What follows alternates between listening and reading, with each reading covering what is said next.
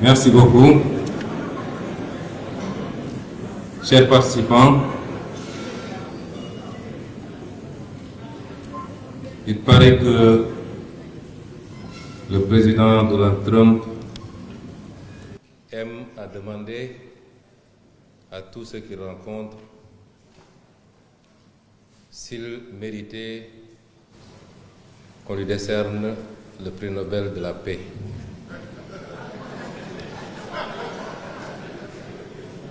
Je pense qu'il n'y a pas à répondre à ces questions. La seule qui veuille d'être posée en termes de réponse, c'est de se demander est-ce que depuis 1 an qu'il est au pouvoir, à la tête de la superpuissance que sont les États-Unis, est-ce que le monde est plus sûr? Est-ce que le monde est plus stable? Est-ce que le monde est en paix? Et si la réponse est négative, quelle est sa responsabilité exclusive par rapport à cette déstabilisation du monde qui apparemment est devenu dangereux pour tout le monde, y compris pour lui-même? Imposer la démocratie, M. Boniface l'a rappelé, les logiques internes et nationales ne s'imposent pas de l'extérieur. Enlever des présidents en fonction, les enlever pour les exfiltrer et les soumettre à votre justice ne relève pas de la démocratie si cela devait s'entendre en termes de droit international. Quelle guerre a été gagnée? Aucune. Aucune guerre n'a été gagnée. Les États-Unis et l'Occident se sont livrés à beaucoup de guerres ces dernières décennies. Ils n'ont pas gagné la guerre du Vietnam. Ils n'ont pas gagné la guerre en Irak, en Afghanistan, en Libye, en Syrie.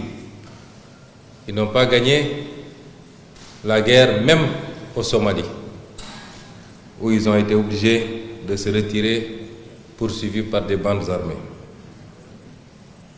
À part semer le chaos et le désordre derrière eux dans ces pays, aucune de ces guerres n'a été gagnée parce qu'aucun des objectifs n'a été atteint. On ne citera pas ces pays comme des exemples de démocratie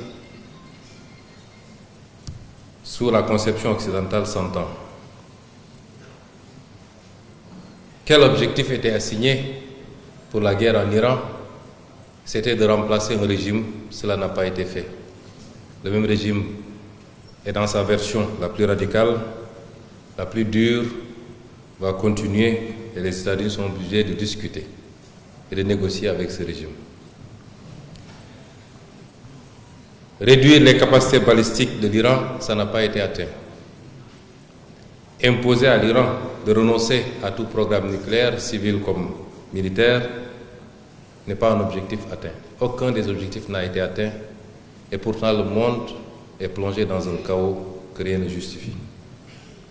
M. Trump n'est pas un homme de paix, c'est un homme de déstabilisation du monde.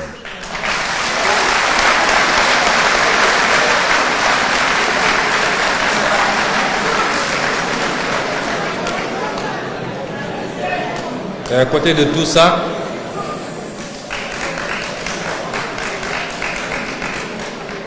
faudrait-il ajouter de regretter le comportement de l'autre frange occidentale, donneur de leçons devant l'Éternel. Dès le début des hostilités, tous les régimes occidentaux ont fait des déclarations pour déplorer la violation du droit international et de l'ordre international. Mais ça se limite à ça.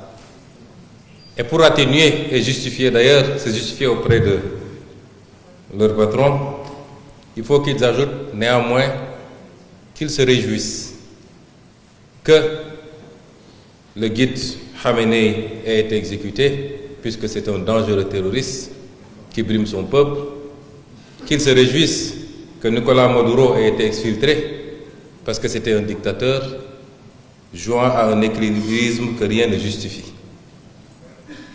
c'est pas à eux d'estimer et de décider pour les autres peuples, qu'il leur suffise de le faire pour eux-mêmes, ce qui semble être de plus en plus complexe. Déplorer la violation du droit international, mais de l'autre côté mettre à disposition ces bases militaires ne relève pas d'une cohérence politique. Alors quels enseignements devrons-nous tirer de tout ça? Les répercussions de cette crise, nous devons encore attendre. Elles sont déjà extrêmement impactantes dans le mauvais sens.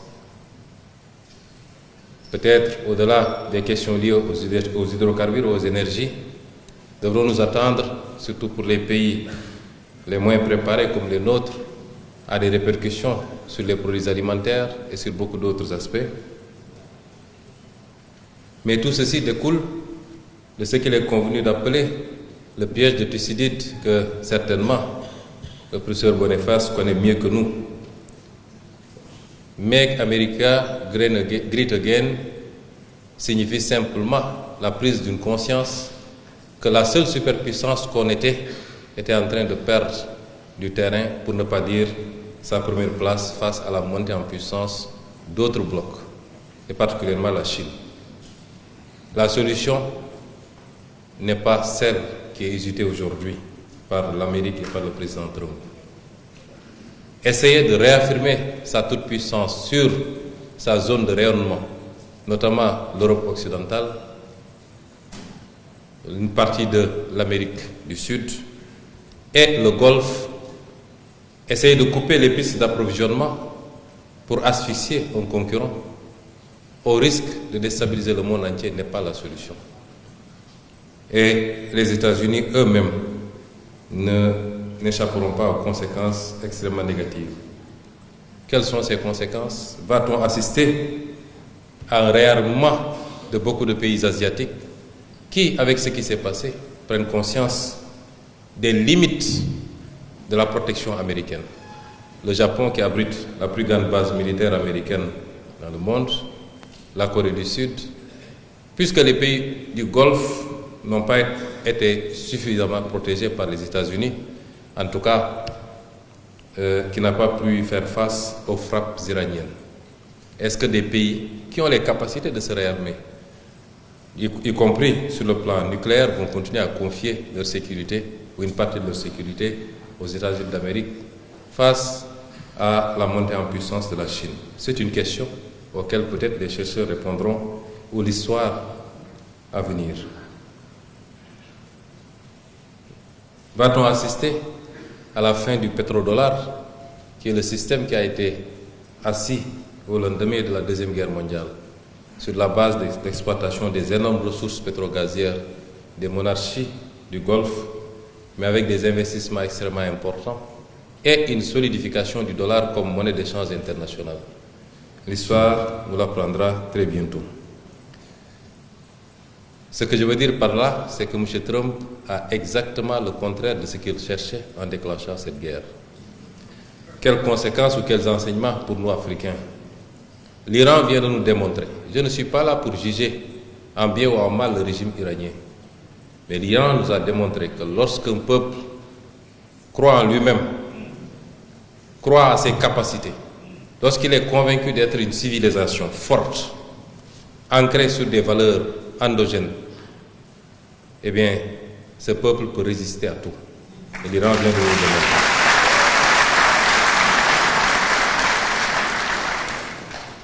Quel enseignement également pour l'Afrique? J'y reviendrai. Monsieur le Président de l'Assemblée nationale, Monsieur le ministre de la Culture,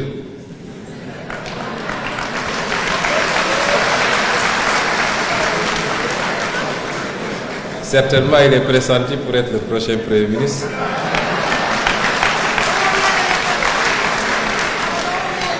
Mesdames et Messieurs les membres du gouvernement, honorables députés, Excellences, Mesdames, Messieurs les ambassadeurs, Monsieur le maire de Dakar, Messieurs les membres du comité scientifique, Monsieur le conférencier Pascal Boniface et vos équipes, Mesdames et Messieurs,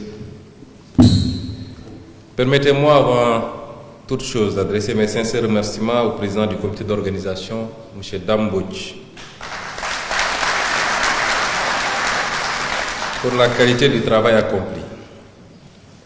Organiser une conférence de cette envergure autour d'enjeux aussi structurants pour notre continent demande à la fois rigueur, engagement et sens de la responsabilité collective. Je tiens à saluer cet effort qui rend possible notre rencontre d'aujourd'hui. Je voudrais également exprimer toute ma reconnaissance à M. Pascal Boniface, qui nous fait l'honneur d'animer cette conférence, le remercier par la profondeur de ses analyses et la clarté de ses prises de position sur les transformations du système international. Il contribue à éclairer les débats contemporains. Sa présence ici parmi nous, ici à Dakar, donne une portée particulière à nos échanges et enrichit notre réflexion sur les enjeux du monde multipolaire. Mais à titre préliminaire, je voudrais apporter quelques observations. Monsieur Boniface, des observations, j'avoue, subjectives sur l'ouvrage, sur votre brillant ouvrage. Ousmane Sonko, parmi les 20 personnalités les plus influentes du moment.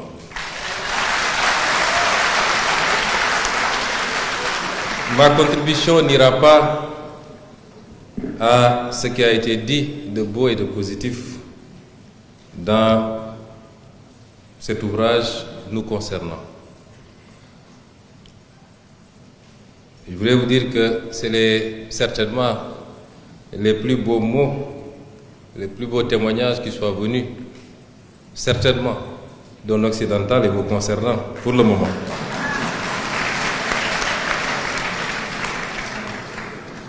Mais vous me permettrez quelques réflexions subjectives au-delà du titre et des développements.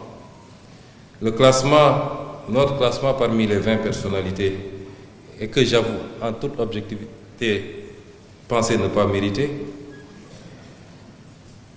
ce classement est peut-être une reconnaissance d'une influence certainement vécue et reconnue par des millions de Sénégalais, d'Africains et peut-être au-delà.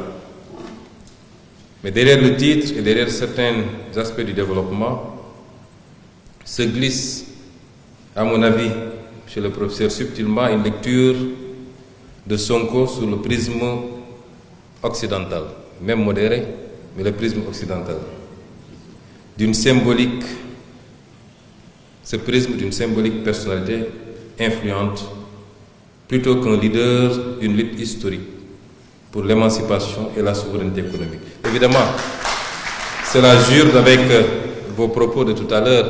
Certainement, c'est Madame la coordinatrice et avec laquelle j'aurai peut-être un débat assez riche sur la question. Celui d'un combat pour une Afrique souveraine, porté par des millions de Sénégalais et d'Africains qui veulent se départir de la tutelle, de toutes les tutelles, et construire un destin libre.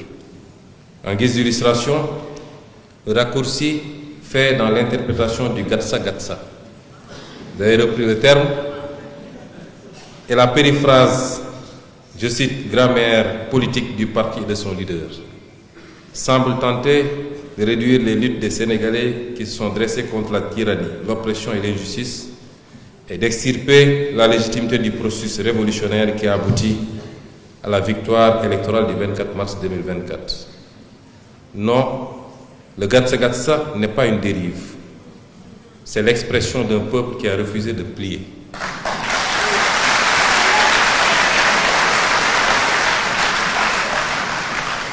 Et le slogan « La patrie ou la mort » n'est pas une menace.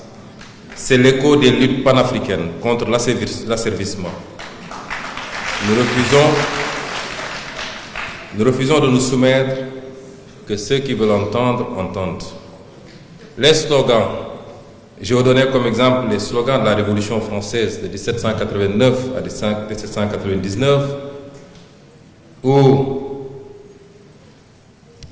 parmi lesquels nous avions vivre libre ou mourir, ou liberté, égalité, fraternité ou la mort, même si au finish, le slogan qui a été le plus emblématique, c'est limité à liberté, égalité et fraternité. Le champ lexical de la violence que certains nous ont collé ne repose sur aucune démonstration factuelle. Il est performatif. Il ne décrit pas, il suggère et insinue. On nous présente ce slogan comme une incitation à la désobéissance, mais on refuse de le lier à son héritage panafricain de résistance légitime et universelle. Celui de Kwame Nkrumah, de Thomas Sankara, de Lumumba, de Mamadou Dia, de Cheikh Anta Diop, et j'en passe. Et à la détermination et à la fermeté des peuples face à l'injustice. Nous avons été des acteurs politiques les plus pacifiques, ancrant notre action politique sur la réflexion et la production, jusqu'à ce qu'une cabale ait été montée pour nous réduire à néant. Et c'est seulement à ce moment que nous nous sommes érigés, et tout le peuple avec nous, pour dire non.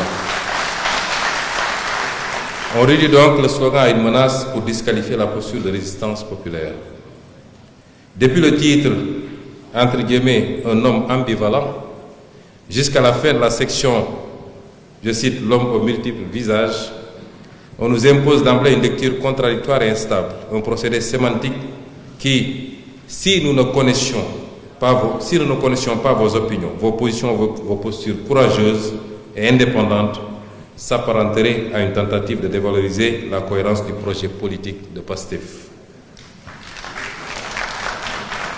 Et quand Ousmane Sonko s'oppose à la publication d'ouvrages qui instrumentalisent les enjeux d'une région du Sénégal, la mienne notamment, il ne censure pas.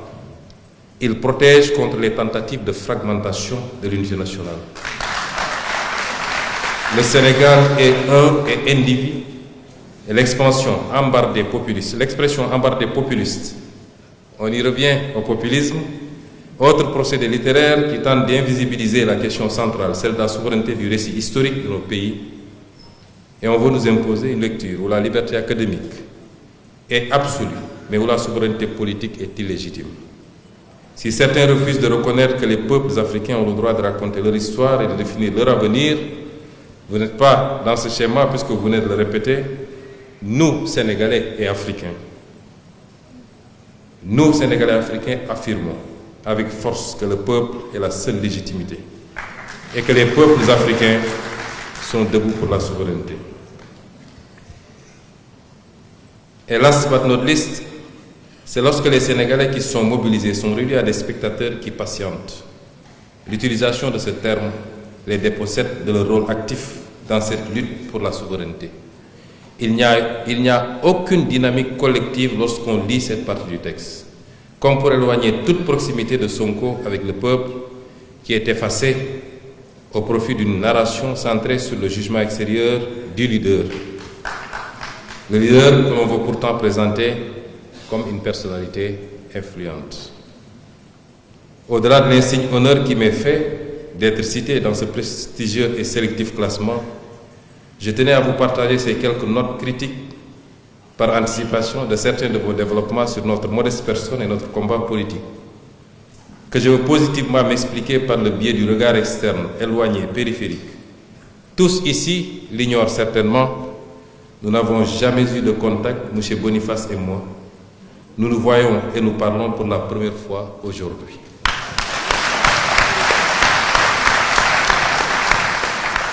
Mesdames et messieurs, cette conférence, intitulée « Autonomie, patrimoine et monde multipolaire, l'Afrique à la conquête de sa souveraineté », nous invite à réfléchir ensemble sur la manière dont notre continent peut transformer son héritage en puissance d'avenir. Il est des mots qui circulent avec une telle facilité qu'ils finissent par perdre leur poids. Autonomie, patriotisme, souveraineté. Ils sont devenus familiers, presque confortables, et pourtant, dès que l'on tente de les prendre au sérieux, ils se dérobent, ils résistent, ils obligent. Car enfin, de quoi parlons-nous exactement lorsque nous parlons de souveraineté africaine? Parlons-nous d'un héritage ou d'un chantier, d'un acquis ou d'un manque? Mais avant même de répondre à cette question, Encore faut-il s'entendre sur ce que nous appelons l'Afrique. L'Afrique. Quand on parle de l'Afrique, le reste du monde parle de l'Afrique comme si c'était une seule entité, un pays. L'Afrique, c'est 55 États. Parler de l'Afrique n'est jamais un propos neutre. L'Afrique n'est pas seulement un continent. Elle n'est pas seulement une mosaïque d'États, de peuples, de langues, de cultures, ni même une variation infinie de nuances dans la couleur de la peau de ses habitants. Elle est aussi, et peut-être surtout, une position dans le monde, une position façonnée par l'histoire. Ce qui unit l'Afrique n'est pas seulement une essence, c'est une trajectoire, une expérience partagée, faite de grandeur, de rupture et de dépossession. L'Égypte antique, la Nubie, l'empire du Monomotapa, ce ne sont pas des mythes, ce sont des réalités historiques de puissance, de science et d'organisation. Et plus près de nous, pensez à Kanka Moussa, l'empereur du Mali, dont la richesse et le rayonnement ont marqué le monde méditerranéen. Ou à Bakary II, ce souverain malien qui, bien avant les Européens, a traversé l'Atlantique. Mais notre patrimoine ne se limite pas à ces grandes civilisations. Il inclut aussi nos langues, nos savoirs endogènes, nos arts et nos cultures vivantes, qui doivent être valorisés comme levier de souveraineté intellectuelle et économique. Ce rappel n'est pas un détour par le passé. Il permet de comprendre une rupture, car entre ces expériences de puissance et nos réalités contemporaines, un basculement historique s'est opéré. La traite transatlantique a arraché des millions d'hommes et de femmes au continent, désorganisé des sociétés entières et fragilisé des dynamiques économiques et politiques en construction.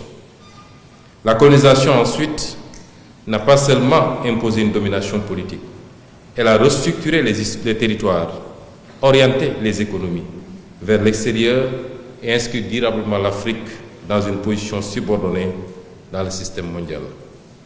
C'est cette trajectoire, faite à la fois de puissance et de dépossession, qui éclaire notre situation actuelle. Les pays africains sont aujourd'hui indépendants. Ils ont leur drapeau, leur hymne, leur constitution. Ils siègent dans les organisations internationales. Ils signent des accords. Ils votent. Mais décident-ils toujours? Cette question n'est pas provocatrice, elle est nécessaire. Comme le rappelait Kwame Nkrumah, l'indépendance politique sans indépendance économique n'est qu'une illusion. Ce que nous avons conquis au XXe siècle, nous ne l'avons pas encore entièrement transformé au XXIe siècle. Mais de quoi parlons-nous précisément? La souveraineté. En ce qui nous concerne, nous ne défendons pas un particularisme étroit, mais une demande de réelle pluralisation de l'universel. Nous ne récusons pas l'universel, mais nous contestons sa captation par quelques puissances ou quelques centres moraux qui parlent comme si leur propre trajectoire historique était la mesure de toute civilisation. Le monde a trop souvent confondu universel et occidental, normes communes et hiérarchies imposées. Il y a lieu de distinguer clairement souveraineté et fermeture, en ce que la souveraineté consiste à choisir librement ses normes, ses partenaires et ses priorités sans sortir du dialogue international. Et c'est là le cœur du paradoxe africain, une souveraineté proclamée mais inachevée. Regardons les faits avec lucidité. Nos économies restent largement extraverties. Nous exportons des matières premières. Nous importons des produits transformés. Nos monnaies, pour certaines, demeurent liées à des architectures héritées de la colonisation. Nos budgets publics sont contraints par la dette. Nos politiques économiques encadrées par des conditionnalités. Nos marges de manœuvre souvent étroites, pour ne pas dire inexistantes. Mais il ne suffit pas de réclamer une souveraineté militaire, monétaire ou diplomatique. Il faut aussi revendiquer le droit de produire ses propres catégories d'analyse, ses propres priorités intellectuelles, ses propres lectures du développement, de la démocratie, de la famille, de la culture, de la sécurité et du progrès. Les pays africains ont trop longtemps été parlés par d'autres avant de se parler eux-mêmes. La souveraineté dans ces conditions devient une forme juridique sans épaisseur matérielle, un mot sans pouvoir. La souveraineté devient ainsi une forme juridique sans épaisseur matérielle, un mot sans pouvoir. Instrumentalisé, vidé de sa substance, transformé en rhétorique de légitimation. Or, le patriotisme véritable est tout autre chose. C'est une discipline, une exigence, une capacité collective à accepter des choix difficiles au nom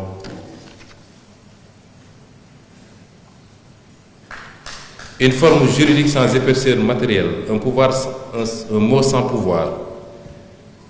Dans ces conditions, elle devient une forme car elle n'est pas par la capacité d'un État à produire des résultats, la sécurité juridique, la discipline budgétaire, la transformation économique, la négociation internationale maîtrisée, la qualité institutionnelle et le respect de la parole publique. Mais s'arrêter à ce constat serait insuffisant, car la souveraineté n'est pas seulement une affaire de structure, elle est aussi une affaire de volonté, et c'est ici qu'intervient le patriotisme qui nous est très cher. Le patriotisme aujourd'hui est souvent mal compris. Soit il est réduit à une posture émotionnelle, à des déclarations enflammées sans lendemain, soit il est instrumentalisé, vidé de sa substance, transformé en rhétorique de légitimation. Or, le patriotisme véritable est tout autre chose. C'est une discipline, une exigence, une capacité collective à accepter des choix difficiles au nom d'un projet commun. Je voudrais ici rappeler, tout à l'heure j'ai parlé de la Révolution française. Une révolution ne se déroule pas sur une année ou sur quelques mois. La Révolution française s'est déroulée sur une longue période. Mais on peut citer la période 1789-1799 jusqu'au coup d'État de Napoléon Bonaparte, avec ses soubresauts, ces périodes extrêmement difficiles. Parce que la révolution démarre après le renversement du système ancien. C'est en ce moment seulement que démarre la révolution. C'est en ce moment seulement que les profils apparaissent, que les enjeux apparaissent. Parce que le système ancien ne se laisse pas faire. Et dans un monde ouvert et internationalisé, dans ses ramifications, aussi bien nationales qu'internationales, il ne se laisse pas faire. C'est après la Révolution que chaque membre de la Révolution se découvre et se fait découvrir en réalité. Et c'est après seulement que commence ce travail. C'est après la Révolution que beaucoup de porteurs de cette Révolution, dans les moments de conquête, découvrent eux-mêmes qu'ils n'étaient pas prêts pour la Révolution. Aujourd'hui, dans notre pays, le Sénégal, est dans un contexte que tout le monde connaît. Hier, je disais au Conseil des ministres que nous étions déjà en crise. Rien que la dette cachée dont nous avons hérité suffit à considérer un pays comme le Sénégal en crise. Ce qui est venu s'y ajouter avec le contexte international n'est pas la crise, elle est l'aggravation de la crise. Et dans un pays comme ça, beaucoup d'entre nous qui ont opté pour la révolution et donc pour le patriotisme ne sont pas prêts au sacrifice. Et tout le monde réclame tout de suite et maintenant, tantôt des primes, tantôt des bourses. Cela n'est pas possible et nous sommes là pour faire face, pour dire non, parce que cette révolution n'échouera pas.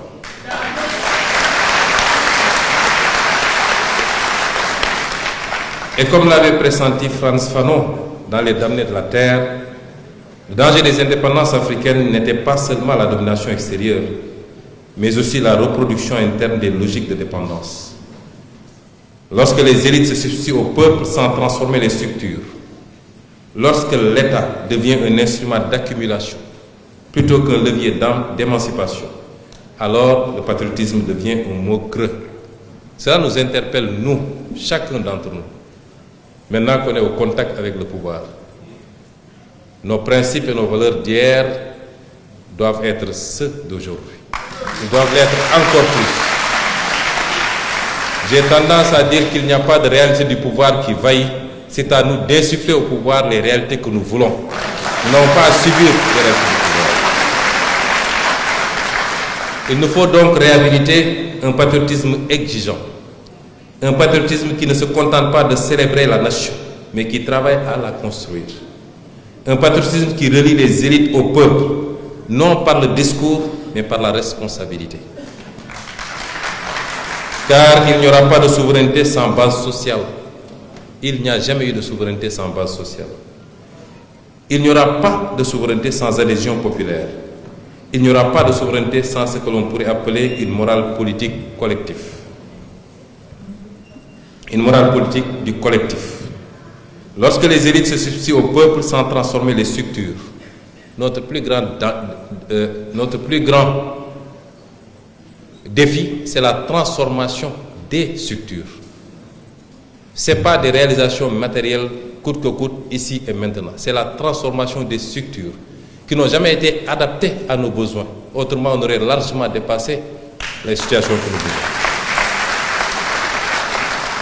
Et donc, lorsque des élites se substituent au peuple sans transformer les structures, et lorsque l'État devient un instrument d'accumulation plutôt que libre d'émancipation, je disais que le patriotisme devient un mot creux. Et c'est pourquoi la transparence, la responsabilité, l'exemplarité des élites doivent être au cœur de notre projet de souveraineté. Sans une gouvernance crédible, aucun patriotisme ne peut durer. Et ce patriotisme pour nous est un patriotisme de responsabilité. Aimer son pays, c'est d'abord le rendre plus juste, plus digne, plus instruit, plus crédible, plus capable de contribuer au monde. Autrement dit, le patriotisme n'est pas l'exaltation verbale du drapeau. Il n'est pas protocolaire. C'est la capacité d'un État à protéger ses intérêts sans mentir à son peuple, sans humilier ses voisins.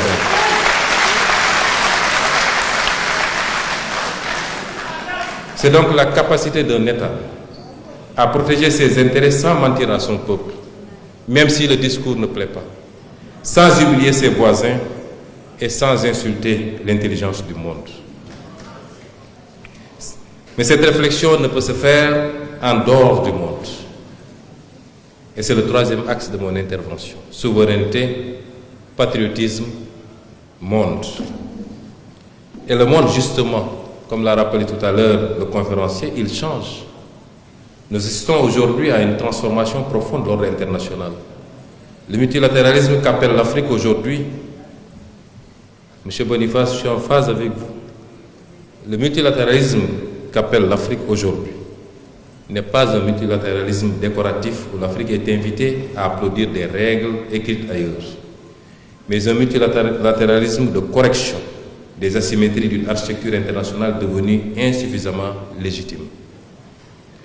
Le droit de l'Afrique a pesé dans la fabrication des normes, la nécessité de réformer la gouvernance mondiale, notamment financière et sécuritaire, et l'obligation de sortir d'un ordre où les dépendances anciennes se recyclent sous des formes nouvelles. Dans ce monde multipolaire, l'Afrique doit parler à tous, travailler avec ceux qui respectent notre agenda et ne plus confondre partenariat avec tutelle. M. Boniface, vous l'avez rappelé, chaque pays, chaque nation doit avoir la liberté de se définir son agenda. Et les agendas imposés ne sont jamais en faveur du pays qui les subit.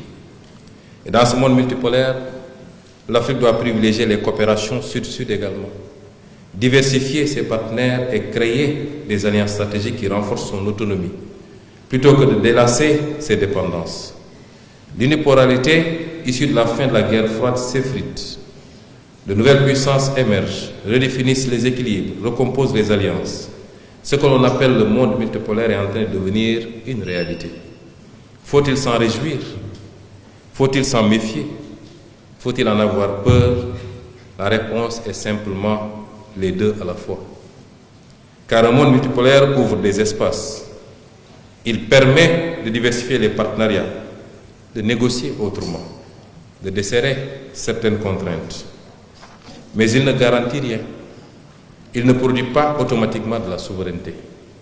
Diversifier ou changer de partenaire sans changer de logique, c'est déplacer la dépendance pas la dépasser.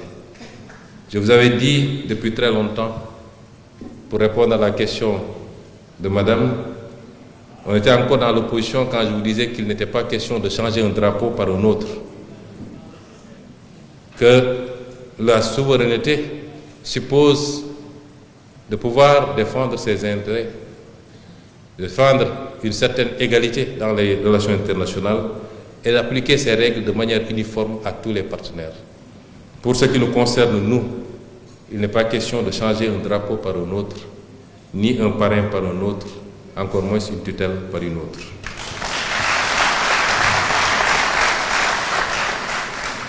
L'histoire nous a appris que les rapports internationaux ne sont pas régis par la morale, ni par les sentiments, mais par les intérêts. Et dans ce jeu, seules les entités capables de définir et de défendre leurs propres intérêts peuvent espérer exister pleinement.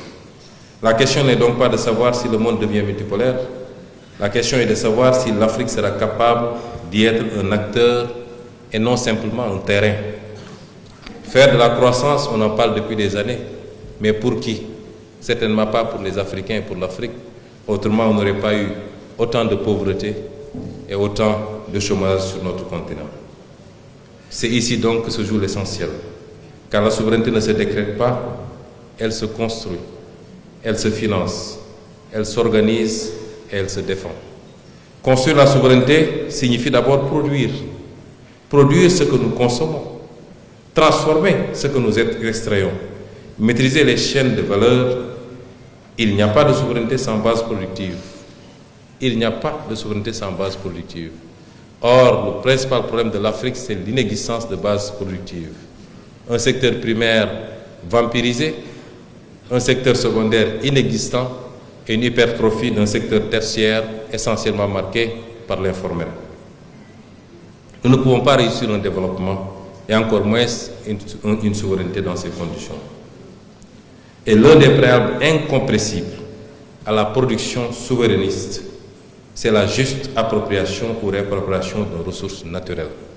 L'Afrique ne peut pas continuer à être le seul continent qui dispose de ressources naturelles sans en bénéficier, ou alors n'en bénéficier que de retombées de miettes.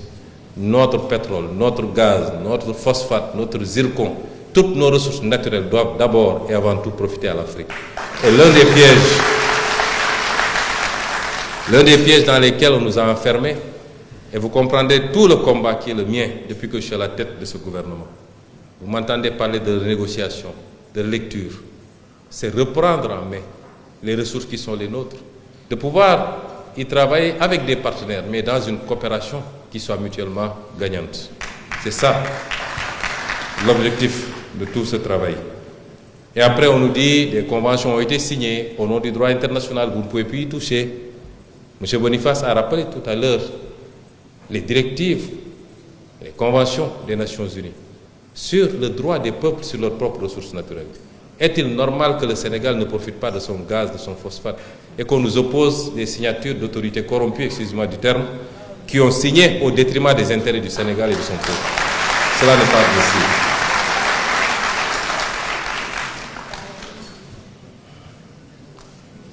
Financer la souveraineté, ensuite, signifie réduire la dépendance aux financements extérieurs, mobiliser les ressources internes, reprendre le contrôle sur les choix budgétaires. Il n'y a pas de souveraineté sous tutelle financière. Et je voudrais dire ici, l'Afrique n'a pas besoin de tout ce débat sur la dette. Que représente la dette africaine à l'échelle mondiale? Nous vivons aujourd'hui une guerre qui a déjà coûté des centaines de milliards de dollars, certainement. Un seul missile patriote pour abattre un drone iranien coûte 1 million de dollars. Combien de missiles ont été tirés? Vous ne pouvez pas l'imaginer. Et ça, ce n'est qu'un exemple, un petit exemple. La dette de l'Afrique ne représente absolument rien. Ce dont l'Afrique a besoin, c'est d'un consensus mondial fort, puisque l'Afrique est le seul continent qui a encore une marge de progression, capable de tirer la croissance mondiale sur les 30 prochaines années, ce que la Chine a été pour les 30 dernières années. Seule l'Afrique a ce potentiel. Est-on prêt à faire ce consensus avec une suspension moratoire sur la dette un ciblage d'investissement catalytique pour propulser le continent, qui, lui, propulsera le monde au bénéfice de tout le monde. Personne ne le fera malheureusement pour l'Afrique. Et il faut que les Africains en soient conscients. Et c'est pourquoi, malheureusement, l'un des principaux problèmes de l'Afrique, M. Boniface a rappelé, est un problème de leadership et d'élite politique et étatique. C'est l'un des principaux problèmes de l'Afrique. Pas tous, mais la majorité de nos dirigeants ne savent même pas quoi faire de leur pouvoir. Pas tous, mais la majorité. Il faut en jouir, il faut le conserver le maximum possible, mais aucune vision et aucune capacité à se regrouper autour de l'essentiel. L'une des formes les plus insidieuses de la dépendance est cognitive. Lorsque les catégories à partir desquelles nous analysons nos propres réalités sont produites ailleurs, lorsque nos politiques publiques sont conçues dans des cadres qui ne sont pas les nôtres, alors nous sommes dépendants sans même nous en rendre compte. La souveraineté est aussi une bataille des idées. Et enfin, la souveraineté signifie s'unir, car aucun État africain pris isolément ne peut peser significativement dans le système international. Aucun État pris isolément ne peut peser significativement dans le système international. L'intégration régionale n'est pas une option, elle est une condition. Mais elle ne doit pas être une simple coordination, elle doit être une mutualisation de puissance, de capacité. Pourtant, les initiatives comme la zone de libre-échange continentale, la ZLECAf, les start-up technologiques émergentes ou les projets éducatifs panafricains montrent que nous avons déjà commencé à bâtir une souveraineté économique et cognitive. La ZLECAf peut être un levier historique d'intégration productive, mais sans stratégie industrielle, sans politique de transformation locale, sans États membres individuellement viables, elle risque de devenir un simple espace de circulation des marchandises au bénéfice des acteurs les plus puissants, souvent extérieurs au continent. Elle ne doit pas être un marché ouvert, mais un outil de structuration économique africaine. De la même manière, la CEDEAO doit être consolidée. Les tensions récentes avec des pays de l'Alliance des États du Sahel ne doivent pas conduire à une fragmentation durable de l'espace ouest-africain. Nous avons la responsabilité de reconstruire des passerelles, de recréer du dialogue et d'inscrire ces divergences dans une perspective de recomposition politique plutôt que de rupture. L'avenir ne se construira pas dans la séparation, mais dans la capacité à articuler des visions différentes au sein d'un projet commun. Je voudrais dire ici que les pays de la CEDEAO, c'est ensemble, en tant qu'espace CEDEAO.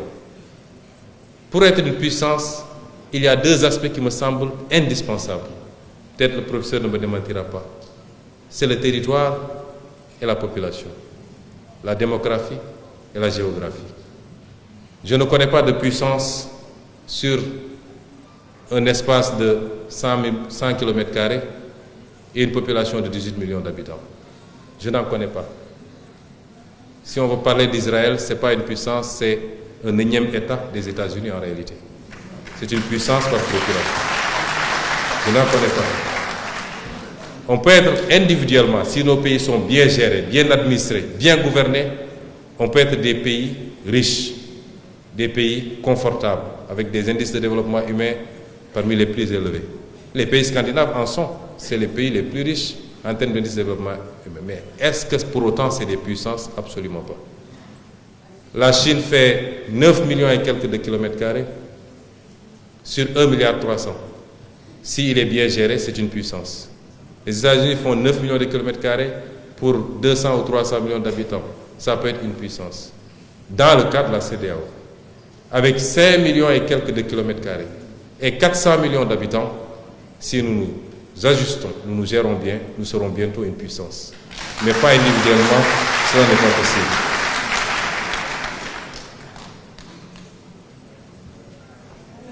Enfin, cette souveraineté que nous appelons de nos vœux ne pourra exister sans intégrer pleinement la question de la jeunesse. L'Afrique est le continent le plus jeune du monde et il va continuer à l'être à l'horizon 2050. Allons-nous en faire un dividende démographique ou alors une charge contre nous-mêmes? Certains pays asiatiques sont condamnés presque à disparaître. Je vous parlais des pays comme le Japon, la Corée, s'il n'inverse pas la tendance sur les 200 ans à venir, il n'y aura plus de population. L'Afrique a ce potentiel extraordinaire. Et je suis parmi ceux qui pensent qu'il faut qu'on refuse qu'on nous impose certaines politiques de limitation de natalité. Nous sommes l'un des continents les moins peuplés. Nous sommes l'un, les dames ne seront pas très contentes parce qu'elles ne veulent plus en faire plus de 2, mais nous sommes l'un des continents les moins peuplés. Sur 30 millions de kilomètres carrés, nous sommes 1,3 milliard habitants.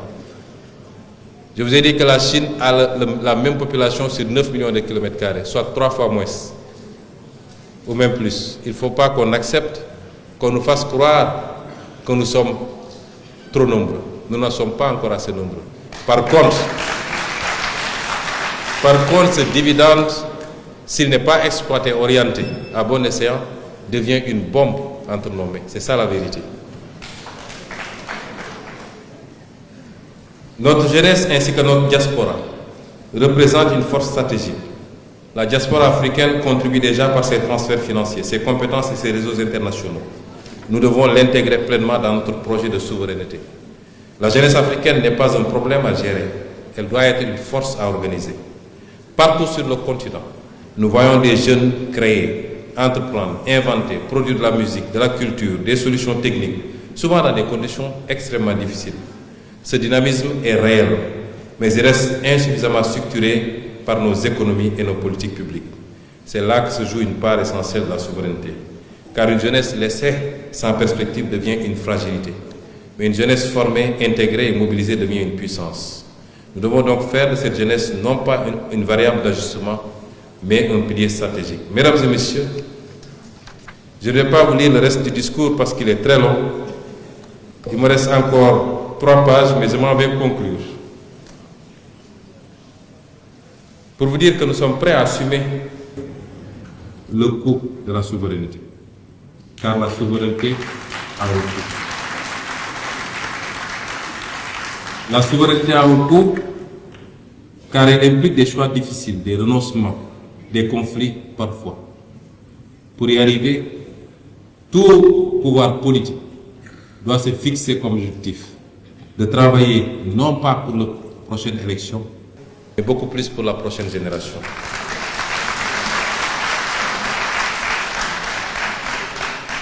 Et ce combat ne se gagnera ni dans les slogans, ni dans les incantations, mais dans la capacité à articuler autonomie, patriotisme et stratégie dans un monde en transformation.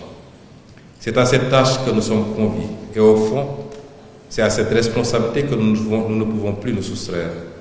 Ensemble, nous pouvons inscrire l'Afrique comme acteur majeur du monde multipolaire.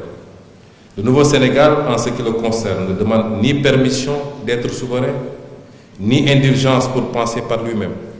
Il veut dialoguer avec tous, s'aligner sur personne et continuer à contribuer à un monde où la dignité des peuples comptera davantage que le rang des puissances. La ligne est donc claire, faire de la souveraineté non un cri, mais une grammaire, non un refus du monde, mais une autre manière d'y entrer. Je vous remercie.